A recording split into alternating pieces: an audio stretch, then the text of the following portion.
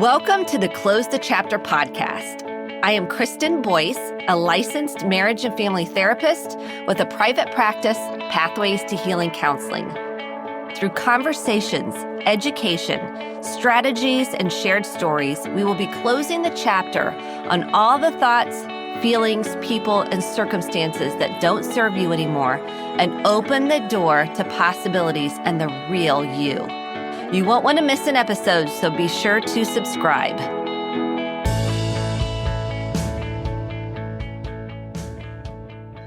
Welcome to this week's Close the Chapter podcast. I am so happy you are here. I am glad we can come together during this unprecedented time to learn how to move through the hard emotions that are coming up and come together to support one another. So if you want to join the community, feel free to go to Facebook and type in Close the Chapter and join our group. Also, if you go to kristendboyce.com, you can put in your email address. You will get emailed a guide, a journal on some coping strategies and some ways to really support you during this trying time. And that is free. It goes straight to your inbox. You just put your email address in, and then every week, the new episodes will be delivered to your inbox, along with other helpful information and content that I'm putting together. So feel free to join that. I would love to have you as part of the community. And then you can follow along on social, on Kristen D. Boyce, on Instagram and Facebook, and Pinterest, it's Kristen Boyce, and YouTube is Kristen Boyce. So please, I would love for you to join us. Tag me if you're listening to an episode. Share it with a friend right now if you find it helpful, so we can change the stigma on mental health. Nobody should be suffering alone. We need to change the paradigm and the language around what we're all feeling and not hide. The shame wants to keep us hidden. The guilt wants to keep us hidden. And when we can free ourselves by working through what lies underneath, it changes your life. That's why I think today's episode is one of the most important topics to discuss, process, acknowledge, look at, notice, because it's never too late to make a change. So if you listen to this and you experience some shame come up saying, I'm a bad parent or I'm a bad person, I want you to hold space with compassion and just witness it. Witness that pain and nurture it, meaning offer yourself some self-compassion. We're doing the best we can.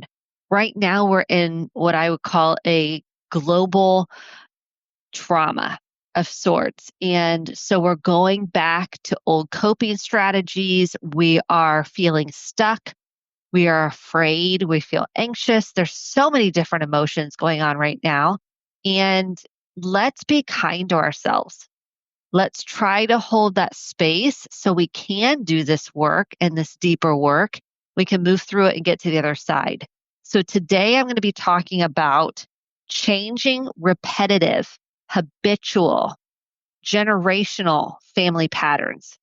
This is a critical episode because if we don't take a look at it, you will unconsciously pass this down and pass this along to other people. What we don't process, we oftentimes project onto other people. And when we put that on someone else, they feel responsible. It's not their job, nor can they fix it. This is the news flash I want to tell everybody.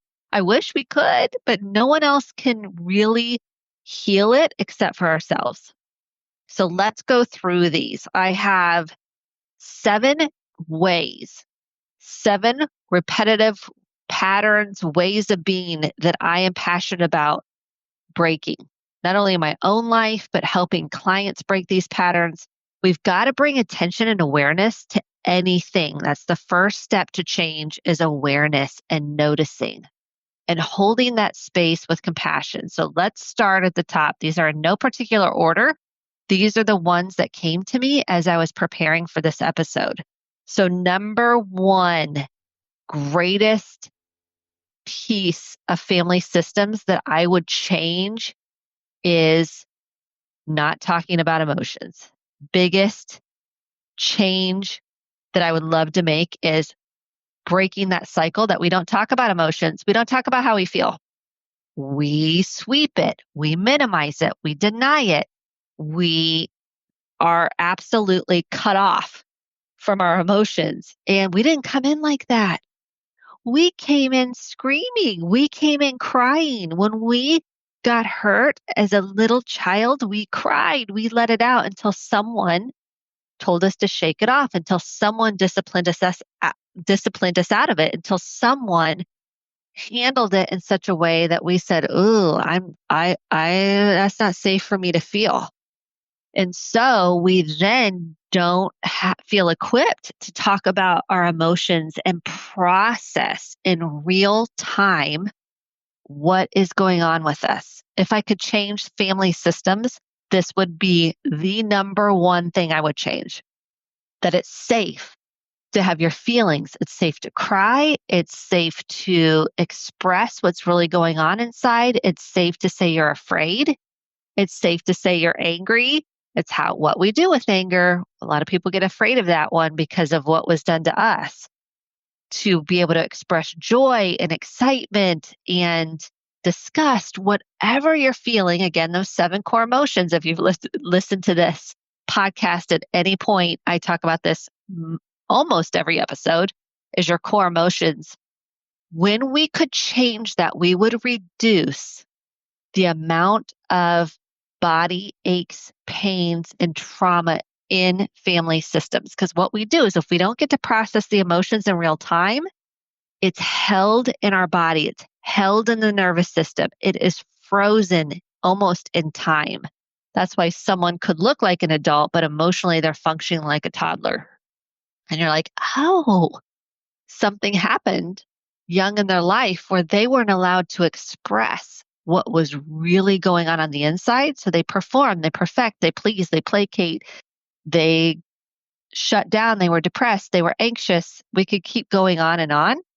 It's really important that we are able to have our own thoughts, feelings, and opinions, and they're heard and they're understood and they're listened to.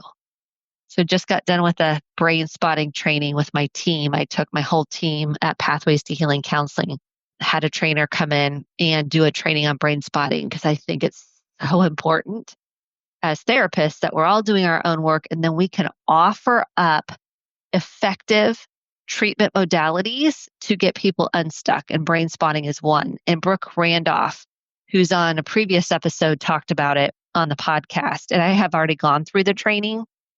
And in the training, there's a piece that's taught in brain spotting, and it says, nothing is a problem until we make it a problem.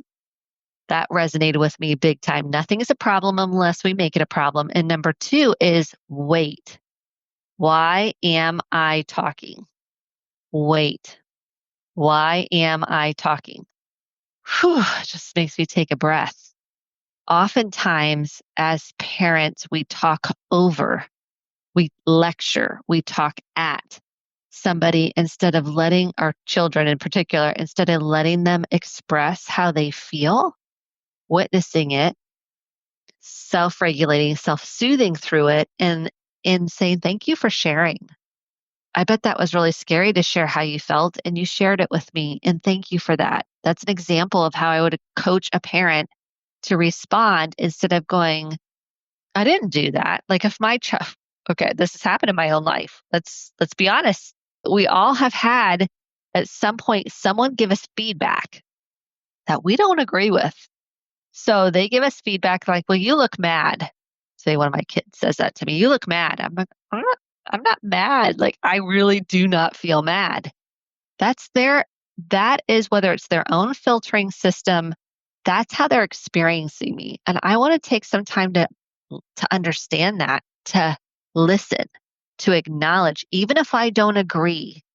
Again, I teach this with couples. This is notorious for couples. They're like, well, I don't I'm not going to acknowledge because I don't agree with what they're saying. Acknowledgement does not mean agreement.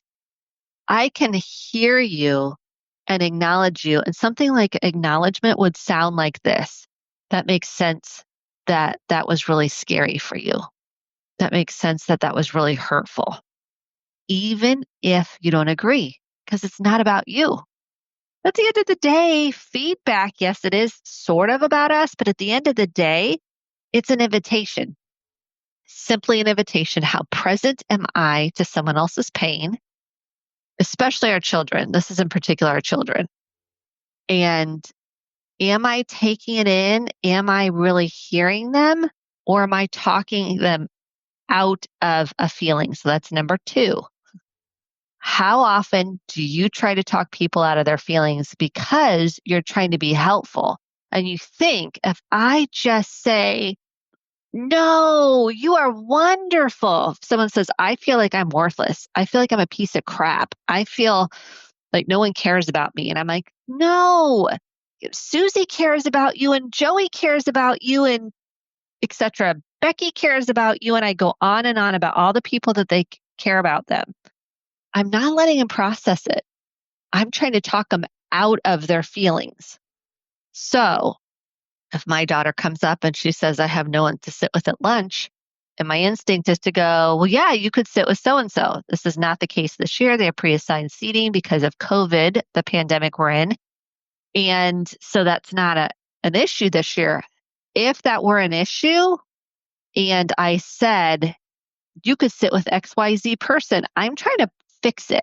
I am coming with a fix it hat because I want to rescue them from those feelings of loneliness because I'm over identifying as a parent of that lonely feeling. I don't want them to feel rejected. I don't want them to feel abandoned. And so I'm trying to fix it. I'm trying to rescue them from their feelings. That does not allow our kids to sit with discomfort and hard emotions and learn how to tend to them and process them. I need to be an empathic witness to their feelings so they can process them fully and let them out, and then they move on. If you've ever seen a kid get up, like fall, skin their knee, they cry, we let them out and they move on. If I tell them to knock it off, they typically will get angry, or some will just be the compliant child that will completely stuff it down. And then they're left feeling abandoned emotionally. They're left feeling rejected. They're left feeling with shame. Like, so I did something bad. I'm bad. And so we really want to allow emotion to come up and out, allow emotion to come up and out. Now, if someone's being abusive, that's a whole nother conversation. That's not what I'm talking about. I'm talking about natural emotions being released. If I can allow them come up and out like a wave, they come in a wave. There will be a peak in the wave and then the wave will come down. There'll be a peak in the wave and the wave will come down. Write it out. Open your heart up, open your soul up, open your mind up, and hold a loving, empathic space. You don't have to say the right thing. You don't have to fix it. You just have to be fully present with the person in front of you.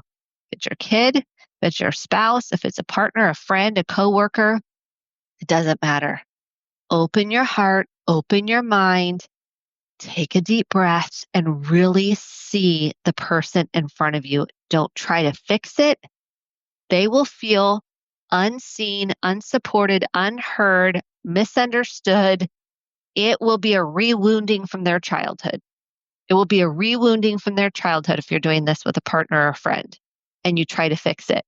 Nobody wants to feel like they need to be fixed. I feel the best when someone just hears me and acknowledges what I feel. I want you to try this out.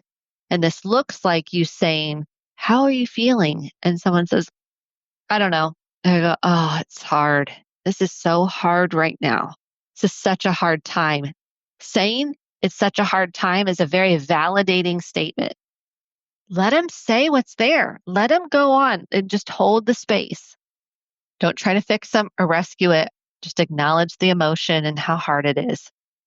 And that's all you need to do. I usually mirror back what I hear the person say. So what I heard you saying is it's really, you don't even know what you feel. They're like, no, I don't even know what I feel. I go, oh, I know it's hard to even know what you feel. And they're like, yeah. And then I'll go, yeah, tell me more about that. Open-ended questions. This is what it looks like to really see somebody. Look in their eyes with a soft gaze, with loving eyes. Did you not want your parents to look at you with loving eyes? Do you want your partner to look at you with loving eyes? Look at your children with loving eyes. Soft, soft, soft, gentle, loving eyes. There's nothing more powerful that you can offer another human than looking at them with love and compassion and grace. They will open up, they will share, they will feel safe in your presence. And you can do this for yourself. Like what I'm teaching is you've got to do this for yourself too in order to give it out. Okay, so number 3, we especially with children, this is a children one on generational patterns. We focus on discipline rather than empathy and acknowledgement. We focus on discipline rather than empathy and acknowledgement. We can have boundaries and acknowledgement and empathy. So this might look like, let's take screen time right now because we're seeing the highest rate of suicidality in teens than we ever have because of screens and technology. They're not wired to process that much on the screen. Their brains aren't fully developed till 25. They don't have that long-term consequence, like cause and effect, until 18. And even then, it's still going until 25. It's creating so much depression and anxiety. So this might be what it looks like. I know you really want to connect with your friends, and it's really important you're getting sleep so you feel less sad and depressed and anxious. So we're going to put the phone up an hour before bedtime. And I know that's hard. So we're all going to do this as a family. Oh, this is dumb. Why are we even doing this? Is their response, right? They're not going to be happy about it. You're modeling what it looks like to take care of yourself, have healthy boundaries, and offer empathy. And they're not going to like it at the beginning. We need to all be turning our screens off an hour before bedtime. So I'm asking clients, even you, are you turning your screen off an hour before bedtime? I know I struggle with it because I'm like, oh, I could get, 4 more emails or check this post one more time or whatever. And what it does is it keeps your brain activated and your body activated rather than coming down and taking a breath and calming down. So lead with empathy instead of discipline. You can set the boundaries, and the empathy is the most important piece in your life. Like lead with empathy and then communicate boundaries. What we typically do is we have that backwards. We lead with the boundary. And sometimes that's important, depends on the situation. We lead with the boundary and not the empathy. I love to lead with the empathy and set the boundary. So it's really important that empathy is a huge part of your life. Empathy for yourself, empathy for other people. Sympathy means you poor thing. Well, nobody wants to feel that. Ew. I feel like someone just slimed on me. Empathy is like, yeah, I can totally understand how that feels for that person. Now, I'm not going to say I totally understand because people get defensive around that. They'll say, you don't totally understand. You're not in my shoes. If I can say something like, that is so hard, I can see why that is just so painful. That is a very empathic statement. Tell me more about it. Wouldn't it be great if we let people process their emotions and what's really going on in close to real time as possible? We would have so much less trauma. Okay, so number 3, no more secrets. I'm pausing because this is so big. No more secrets. When secrets keep us sick, if you've heard that saying, secrets are toxic. Secrets are heavy. They keep people hidden. They keep people in shame and guilt and anxiety, and they transcend through generations. You will see lots of family secrets if you go generations back in your own family system. It's kind of surprising to do and find out, oh, there was a lot of secrets. A lot of things were hidden, affairs, addictions, money problems, bankruptcies, extra relationships. That's kind of goes to the affairs, children that no one knew about. And this can bring up shame for people. And what I want to say is take a deep breath, hold some space for compassion. I like the Brene Brown saying, she says, we're all doing the best we can. That can be triggering for people, and it's the truth. In that moment, based on what we know, based on what we're taught, based on our conditioning, based on our life experiences, we are doing the best we can. It's hard for us to give ourselves that grace. Make a pact right now that you're not going to do family secrets. And you're going to stop that generational pattern. No more hiding, no more secrets. When someone comes to therapy, it's a lot of times the first time they've told something that was a secret that they've never told anybody. And that's the first step to their healing. It starts freeing them, F-R-E-E, free. They start stepping into freedom.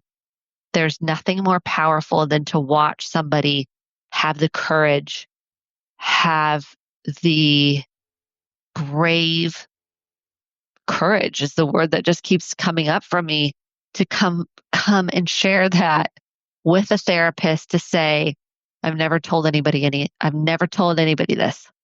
And that is the moment I'm like, yes, you're getting it out. Yes, we're healing. Keep going, keep going. Yes, we can work through all that shame and anxiety and guilt. And you can free your body and your immune system and generational patterns and everything that's been keeping you stuck. That starts the freedom. That starts the healing. That is powerful. So sometimes just making a decision for yourself that I'm not going to do any more secrets. I want to cheer you on to the finish line. I'm like, yes, keep going. It's hard and it's scary and the unknown. And yet at the same time, I can tell you what's on the other side is freedom. Now, will you have to go through hard to get there? Potentially. And it's worth it. You're worth it. You are worth it because somebody told you, I don't believe you. Somebody told you that's not true. Somebody told you to keep it quiet. And I'm here to say, I believe you. I believe you. I believe you. Those are powerful words.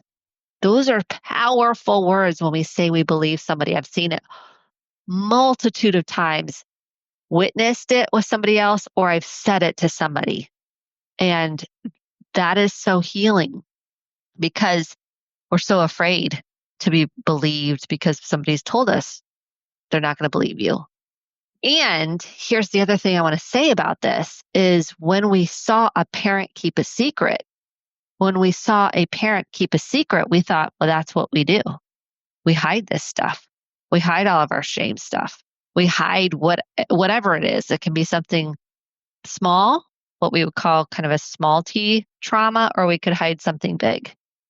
And to my book, there's no difference. It's just how intense is it in your nervous system. And people that see parents hide things, it becomes just kind of the normal. They don't even know any different. This is just what we do. We just hide stuff. And what I find with the clients that hide, they're stuck. They're stuck in shame, anxiety, and guilt. And once they start dealing with what lies underneath, power starts freeing them. Okay, number 4. I have to separate some of these defenses out. If you go back to previous episodes, it's called Why Are You So Defensive? I talk a lot about these defense mechanisms. I had to break these out because I think as systems, if we think of a system, a family is a system, a workplace is a system, we have religious organizations or systems, culture is a system. I mean, we have so many different systems. And in these systems, we have a lot of shame and blame. We have a lot of shaming and blaming. So family systems, we think we don't even know we're shaming. And a lot of why questions are very shaming. So, why did you do that? Even in my tone, you can hear that. It feels so shaming. Like, why did you do that? I'm not really big into why questions a lot of times because it can take us into our looping thoughts, our cognitive, rather than what am I feeling? Much more powerful. Getting curious about what is that emotion? Where are you feeling it? Where's that felt sense? Where is that in your nervous system? Where is that in your body? Emotions live inside of us in different parts, different body, inside the body, inside the nervous system. It's important to notice, where does shame show up in your body? Shame is I'm not good enough. It's about ourself. I'm bad. I'm defective. I'm worthless. Whew, we got to notice where that shows up in our nervous system. We've got to stop with the shame and the blame. Well, I didn't mean to do that. You're so sensitive. I just want to blow that up. I'm like, no, this person isn't sensitive. This person is a human. How many of us are just human beings? And we've absorbed much of the family dynamics in the system. So we don't know any better. We just take that into all of our systems. If I've absorbed a lot in my family system, I'm taking that in my other systems. Now it's up to me to nurture myself through that if I do feel activated or triggered. So let's really break up with shame and blame. Wouldn't that be amazing if we broke up with shame and blame? Whew, that would be powerful because oftentimes we are shamed into believing it's our fault. It's our fault. And so I really encourage you to work through your own shame. Notice what that feels like when you don't feel good enough, when you feel small. Where do you feel it in your body? And move down into those core emotions. Typically, it's sadness, it's fear. And when you can drop into those core emotions, you can work through the shame. When we allow our kids to have their own emotions, we can work through the shame. I can notice the shame in my kids immediately. And if you're in our family, oh my gosh, I introduced shame and the concept of shame because of Dr. Brene Brown when the girls were out of the womb. So they've been using that word shame, and we've been and they know going underneath with the core emotions, but they have been using the word shame for their whole lives.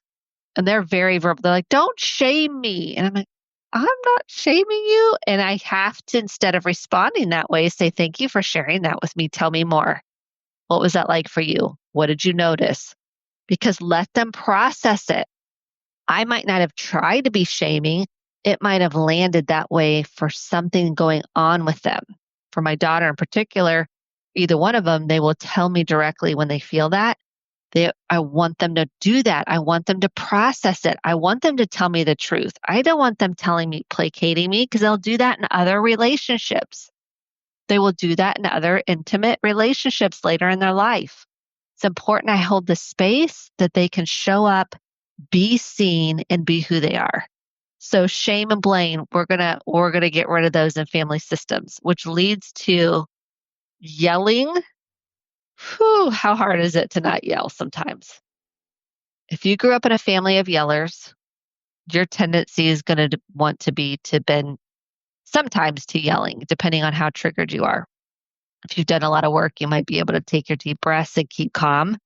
So that's part of this journey of doing the work. But yelling, we've seen scans now, PET scans. It lights the brain up and creates kind of a fight, flight, or freeze response.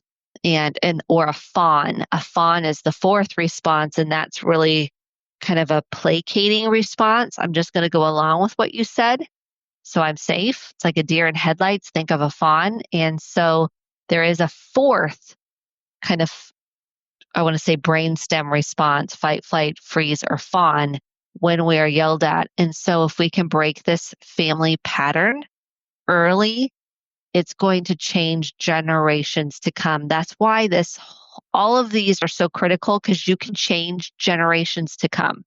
It's never too late. So when you want to yell, I want you to try taking your deep breath. Inhale for 4 through your nose, hold for 4 Slowly exhale out your mouth for 8. And I want you to consciously lower your voice. You're noticing I'm doing that right now. If you want to yell, I want you to almost take it to a whisper. Some people have naturally loud voices, my husband being one of them. He could be in the other room and I can hear him like he is right next to me. He just has a very powerful voice. He probably should have been in radio. And so he has to consciously work on this. It's because he already has a powerful voice. So sometimes people can think you're yelling, kids in particular, if you have a powerful voice, even if you don't. So it's almost like training your voice to take it down when you want to yell or when you feel intense about something, softening up your voice, softening your face. There's so much to be communicated in your face, which is why sometimes with these masks on, it's very hard to read. What is someone feeling? How do they feel about me? What are they thinking about how are they feeling about what I said? We're going to have to check in and ask. And children don't know that. They only see the look in your eyes sometimes. So it's really important you soften your face. Look at people with loving eyes, your children in particular, with loving eyes, and take that deep breath. Here's the final one. This is number 7, denial. I talk about this one a lot. When we live in denial, we are going to be absolutely stuck. I promise you. You will make no headway. That's a guarantee. If you're in denial about reality, if you're in denial about truth, you will stay stuck. Guaranteed. So if we say I don't have an addiction to sugar, probably not going to change it. Probably not going to change it because I'm denying I have an issue with sugar. Or let's say someone has a love addiction and they are codependent, meaning they are so into this love relationship and it's not healthy, but they can't see straight. That and they're denying how they're being treated, they won't get unstuck until we start admitting, until we start looking, until we start noticing, until we start becoming aware, we start leaning into that discomfort, we can start then breaking through the denial, which means we have to get uncomfortable. Man, I wish we were taught how to deal with discomfort. Wouldn't this be so amazing if we were taught to breathe through it, if we were taught to nurture ourselves through it, if we were allowed to feel? That would change how we processed all the challenges and hard in our lives. So I invite you into noticing, becoming aware, breathing through that discomfort, because that will help you know that you can handle whatever comes up. The answers lie within you. The answers lie within.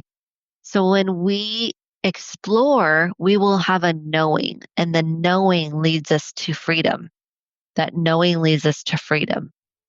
Okay, so let's just recap. Changing repetitive, habitual family patterns. And I might have misordered these because I skipped around, but we'll see if I remember. Okay, number 1, not talking about emotions. We're going to stop that pattern and we're going to process feelings. We're going to process instead of shove down, repress, which becomes depressed. We are going to process in real time as close to possible what we're feeling, thinking, and our body sensations, but primarily our emotions and our body sensations. We will change generational patterns. Number 2, no more fixing. We're not going to try to fix people out of their problems. We're not going to try to rescue them. We're going to let them have their feelings, get uncomfortable, hold the space, offer empathy, which is number 3, lead with empathy instead of discipline. We can have empathy plus boundaries. We can do both. I love the and. Remember, no buts. We love the and. So we can do that. Lead with empathy. Wouldn't that change generational patterns? We would have less addicts. We would have less addiction. We would have more ability to cope with all of those emotions that bubble up like waves. They're just like waves. All you have to do is ride the wave. Ride that wave. It'll come up, it'll come down. It'll come up, it'll come down, and just go, oh, here's the wave. I'm in it. I'm in it. I'm in it. I got it. Let it be. Be with that feeling.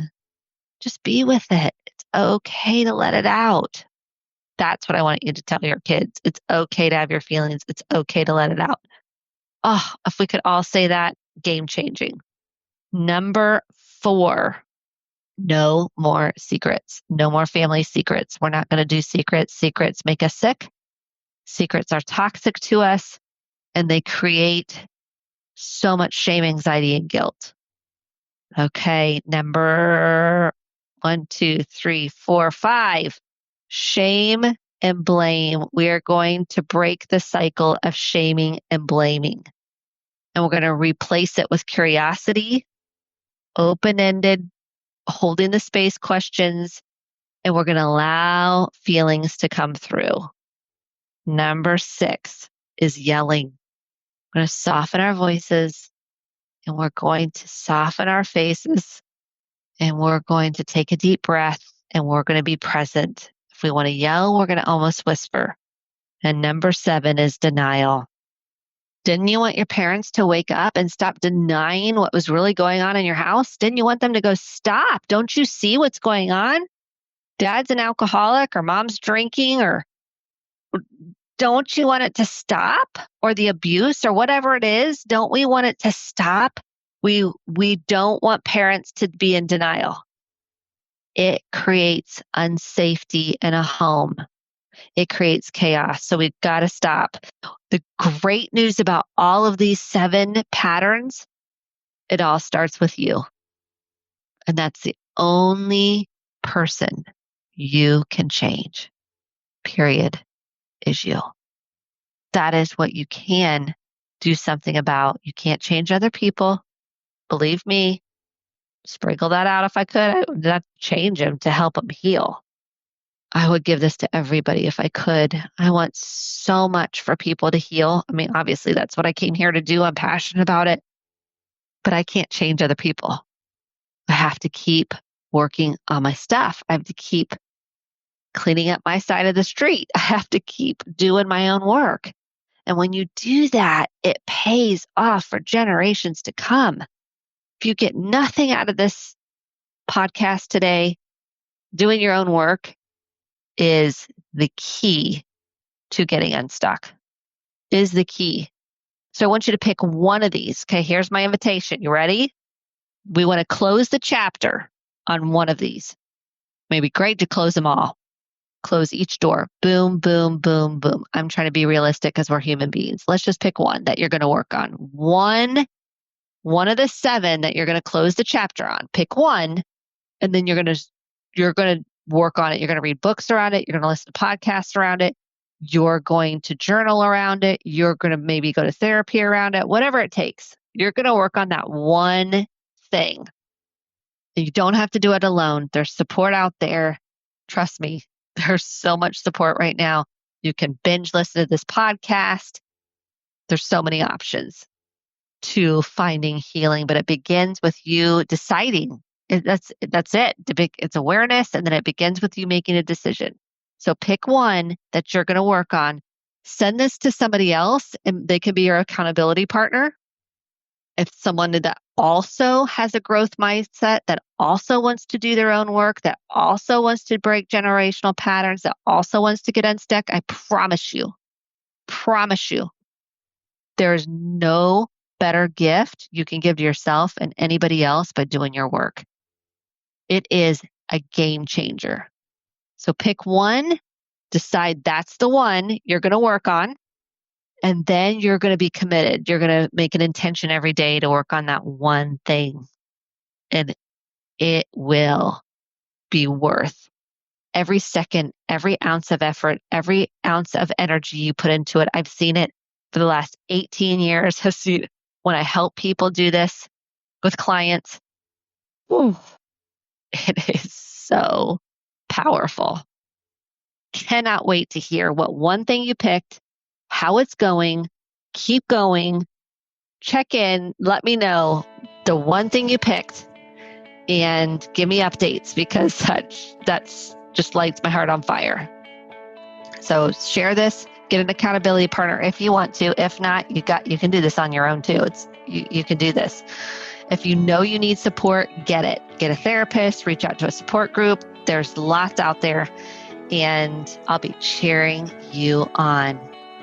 You're worth it, you matter, and you're important. Okay, I'll see you next week. Thank you so much for listening to the Close the Chapter podcast. My hope is that you took home some actionable steps along with motivation, inspiration, and hope for making sustainable change in your life. If you enjoyed this episode, click the subscribe button to be sure to get the updated episodes every week, and share with a friend or a family member. For more information about how to get connected, visit Kristen, Kristen, Boyce, BOICE.com. Thanks, and have a great day.